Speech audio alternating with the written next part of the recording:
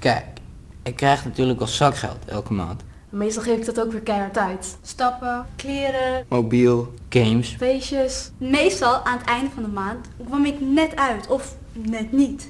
En dan sprongen mijn ouders wat bij. Maar ik wilde meer. Veel meer. Ik wou een scooter. Een vakantie in Spanje. Een PS3. En een nieuw mobiel. En wat het probleem is? Ik kon helaas niet echt mijn ding doen. Waarom? Nou, ik had niet echt een overzicht in wat ik nou uitgaf. Ik kreeg natuurlijk wel spullen van mijn ouders, maar ik had veel liever cash gehad.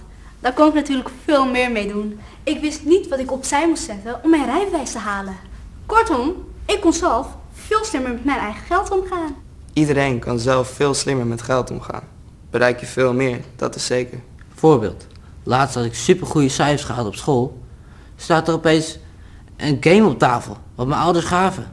Nou, super vet toch? Cool, maar niet slim. Had mij die 70 euro gegeven, had ik op Marktplaats hetzelfde spel gekocht voor 20 euro, had ik 50 euro overgehouden. Het idee is dus dat je meer kunt bereiken als je slimmer met je eigen geld omgaat. Baas over eigen geld dus. Wat is baas over eigen geld? Baas over eigen geld, oftewel boeg, is iets nieuws van de Rabobank. Een website. Maar eigenlijk gewoon een goed idee. Op de website kun je een eigen plan maken. Hoe jij baas over je eigen geld wordt. Het werkt super simpel. Je stelt jezelf een aantal doelen. Vervolgens zet je je inkomsten en uitgaven op een rij. Die handige tool van de Rabobank rekent het vervolgens helemaal voor je uit of het gaat lukken. En gaat het toevallig even allemaal niet lukken? Dan kun je altijd de tips en tricks van andere jongeren bekijken. Voor mij bijvoorbeeld. Hoe ik mijn doel heb bereikt, kan jij op deze site checken. Of je checkt de adviezen van een Rabo-expert. Dus? Baas over eigen geld dus. Check mijn verhaal. Of kijk hoe het werkt en trek je eigen plan.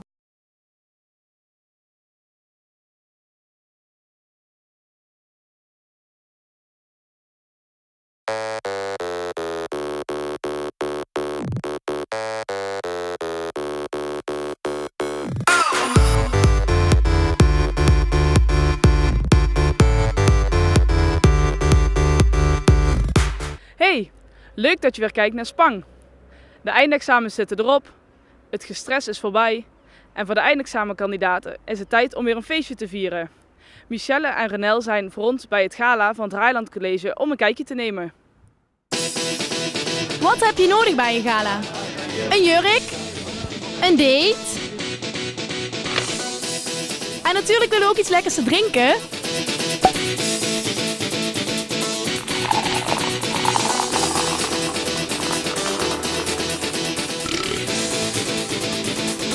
Sorry, maar het hoeveelste jaar is het dat je dit pak al aan hebt? 3? Oh, dat valt nog wel mee. Ja. Loopt uw zoon of dochter, zit hij ook in de stoet? Mijn kleinzoon. Oh, ook leuk. Het is een meisje. Is jouw zoon of dochter ook in de stoet te vinden? Jawel. Zoon of dochter? Zoon. Leuk. En voor wie ben jij hier? Voor mijn zus. Leuk. Oh, daar komen de eerste aan. Kijken, kijken, kijken.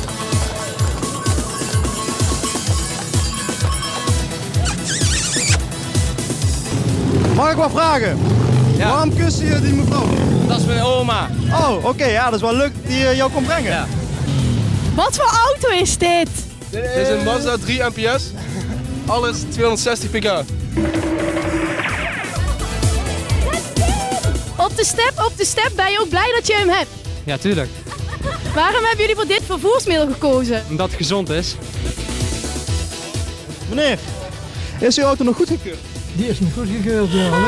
Behoren jullie onder de groep daklozen? Ja. We zijn erg dakloos vandaag. Deze hebben we onderweg opgepikt. Jongens, waar zijn jullie dates? Zijn we met vrienden. Waar zijn jullie meisjes? Ja, die komen eraan. Jullie hopen vanavond wel wat dates te scoren? Zeker weten. Dit zeker? Zeker weten. Dit zeker? Zeker weten. Oké, voor welk programma maakt u opnames? Voor mijn eigen programma. En hoe heet uw eigen programma? Voor Marieke Gaal. Hebben jullie je nu al misdragen? Nu al ja. Kan niet vroeg beginnen. Oeh, slechte zaak. Iedereen is gearriveerd en we gaan ook kijken hoe het binnen is.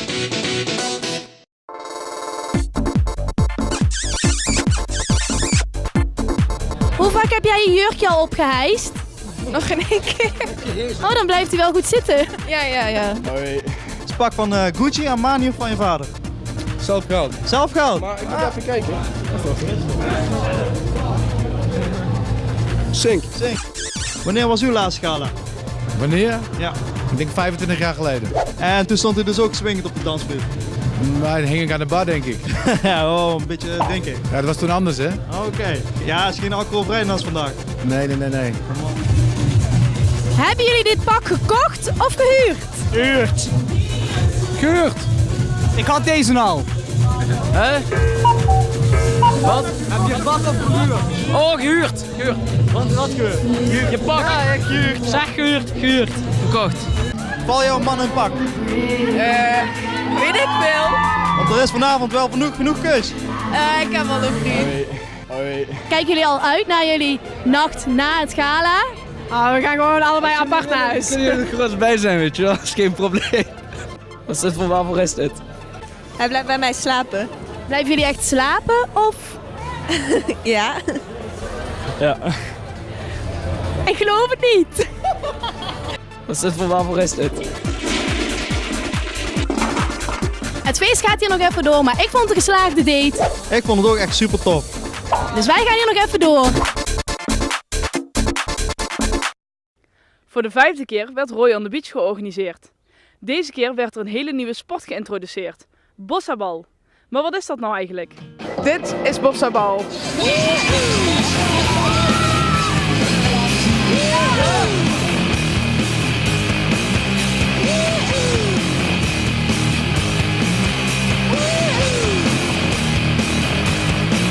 Bossabal is een combinatie van voetbal, volleybal en turnen en dat op een heel groot luchtkussen met 2 trampolines. Dus veel spektakel, veel wedstrijd, veel rally. En dat maakt het echt een supersport om gewoon op 5 meter hoogte de bal gewoon keihard op het veld van de tegenstander met een omhaal te krijgen. Dat, is, ja, dat geeft echt een kick.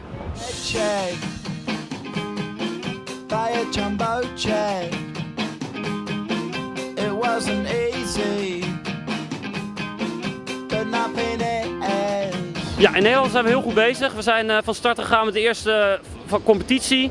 We hebben het EK georganiseerd 2 weken geleden met 10 teams. Dus we zijn hard op weg om deze sport te laten groeien. En het Nederlandse team doet het ook nog niet heel slecht. We staan nu 2e bij het EK en 3e bij het WK zijn we geworden. Dus we gaan goed.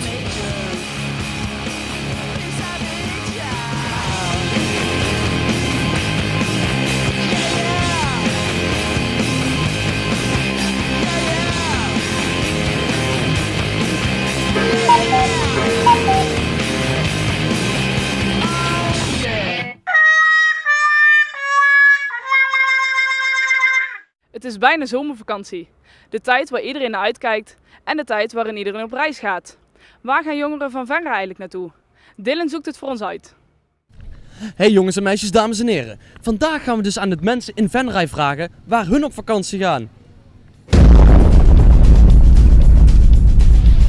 Oké, waar ga jij op vakantie? Ik ga naar Turkije. Turkije? Istanbul, ja. Waar? Istanbul. Marmaris, Turkije. Oké, jongeren? Ja. Waar ga jij dit jaar op vakantie? Godverdomme man. Hallo, mag ik jullie wat vragen?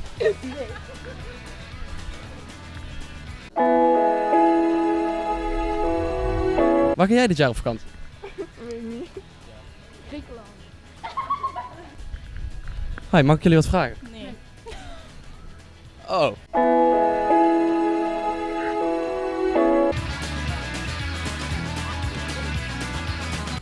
Hallo, waar gaan jullie dit jaar op vakantie? Ja, naar Barcelona. Naar Barcelona? Barcelona, ja. Samen? Ja, samen. Oh, gezellig. Waar ga jij dit jaar op vakantie? Ik ga helemaal niet op vakantie. Hoezo niet? Ik heb geen geld. Ik denk nou... Lorette maar. Nice. Met je vrienden? Ja. Nice. Ja. Nice. Ja. Waar ga jij dit jaar op vakantie? We gaan naar. Nou, dames en heren, zoals jullie zien gaan veel mensen op vakantie. Meestal naar jongere plekken, zoals Lorette Mar en dat soort dingen. Wat wel jammer is dat de meeste mensen niet echt vrolijk zijn. Ik weet niet, ligt het aan het weer? Misschien hebben ze helemaal niet zoveel zin in de vakantie. Maar in ieder geval, ik wens de mensen die allemaal op vakantie gaan heel veel plezier. En ik spreek jullie later. In verband met het slechte weer en onze verlegen mannelijke presentatoren wordt de billencontest 1 maand uitgesteld. Ook deze aflevering is er weer een mandje van. Spang is naar de Plus gegaan om op zoek te gaan naar leuke, mooie en ontroerende verhalen van jongeren uit Venray. Dit is alweer de 3e uitzending van het mandje van. De vorige keer was het de beurt aan Leon en Eline. En daarom ben ik heel blij dat we deze keer een echte jongen hebben. Hoi, wie ben je? Ik ben Sulke. En waar kom je vandaan? Ik kom uit Gijsteren. En voor wie wil jij een mandje samenstellen? Ik wil een mandje samenstellen voor mijn vriendin, Carlijn. En waarom? Omdat zij eigenlijk mij altijd steunt en ze is super lief voor mij. Dus, Oké, perfect. Laten we gaan. Break it, but it's not breaking. I try to fake it, but there's no faking. I took your pictures down, but you're still in my line of sight. 'Cause it won't stop bleeding, but I can't feel it, no. There's no pill for it, to give me something to lose. There's nothing, oh. I'd kill for it, to feel something real. I'd kill for a broken heart. When you can't see the pain, the cure's invisible. It's not physical. Can't go no further down, but I need to. Silke, we zijn nu bij Carlijn. Hoe denk je dat ze zal reageren? nou, dat weet je natuurlijk nooit, maar ik denk dat ze het wel heel erg leuk zal vinden. But I keep waiting till the space is taken. Trapped inside of me, need another place. Hoi. Hoi. Ik heb wat voor jou gekocht. Ik heb rozen omdat het enorm cliché is, maar wel super leuk. En bonbons omdat die super lekker zijn.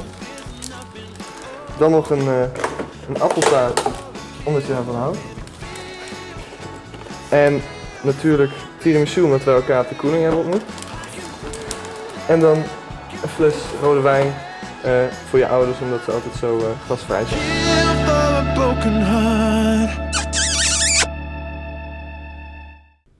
Wie mag dit jaar Bijenpop openen?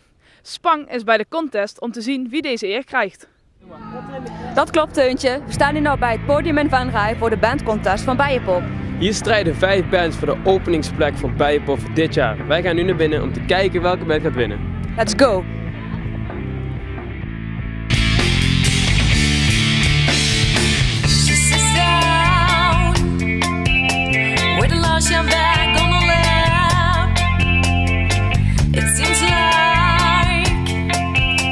Wordt dit jaar nog zo'n leuke editie? Ja, Als aan ons ligt wordt het natuurlijk beter. En vorig jaar was het inderdaad geslaagd. We hadden de juiste acts op het juiste moment geboekt.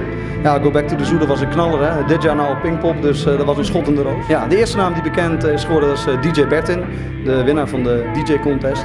En er zijn nou ook 2 namen bekend inmiddels. Dat is de festivalambassadeur van het jaar 2011, Kensington. En een oude bekende voor de wat oudere festivalbezoeker, namelijk de metalband Concubine uit Roermond. Over wat er nou op Bijenpop komt, dan zou ik zeggen volg onze Twitter even. @Bijenpop. Kijk op de Facebookpagina en op de Hives-pagina. Ja, we zijn erg tevreden over het optreden, dus even afwachten natuurlijk hoe de rest het allemaal doet. Maar het klinkt allemaal prima. Maar het belangrijkste voor ons is dat we blij zijn dat we zelf in ieder geval goed gepresteerd hebben. Ja, het is hartstikke leuk dat wij als band deze kans krijgen om op deze manier onze muziek te kunnen laten horen. Ja, de concurrentie is wel groot. Ik heb al een aardige impressie van de andere bands. Er zitten ook goede bands bij, dus of we gaan winnen is nog maar de vraag. Maar ja, ik vind het in ieder geval een heel goed initiatief van Poppodium dat ze dit soort dingen organiseren. Ik denk dat dat voor beginnende bands en ook ervaren bands heel belangrijk is om op deze manier een soort springplank te hebben naar iets meer. Want je ziet dat in de regio, bijvoorbeeld in IJsselstein en in Vielingsbeek, werken dat soort bandwedstrijden ook heel goed. En ik denk dat het goed is dat ze in Venray ook dit soort initiatieven nemen.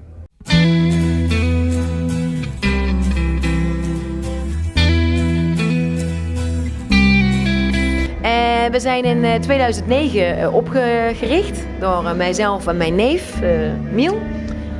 Treden jullie vaak op in Venray of was het een van de eerste keren?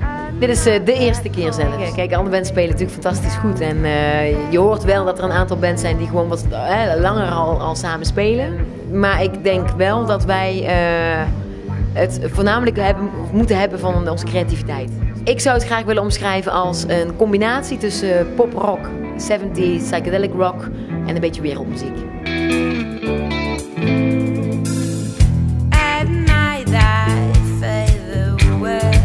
Bijenpop is op 3 september op parkeerterrein van de Wetteling.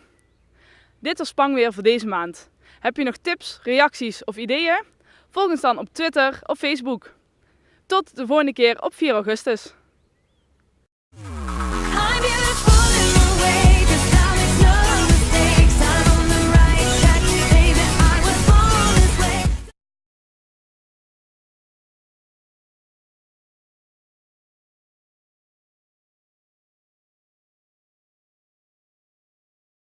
Kijk, ik krijg natuurlijk al zakgeld elke maand. Meestal geef ik dat ook weer keihard uit. Stappen, kleren, Mobiel, games. feestjes. Meestal aan het einde van de maand kwam ik net uit of net niet. En dan sprongen mijn ouders wat bij. Maar ik wilde meer. Veel meer. Ik wou een scooter, Een vakantie in Spanje. een PS3 en een nieuw mobiel. En wat het probleem is? Ik kon helaas niet echt mijn ding doen. Waarom? Nou, ik had niet echt een overzicht in wat ik nou uitgaf. Ik kreeg natuurlijk wel spullen van mijn ouders, maar ik had veel liever cash gehad.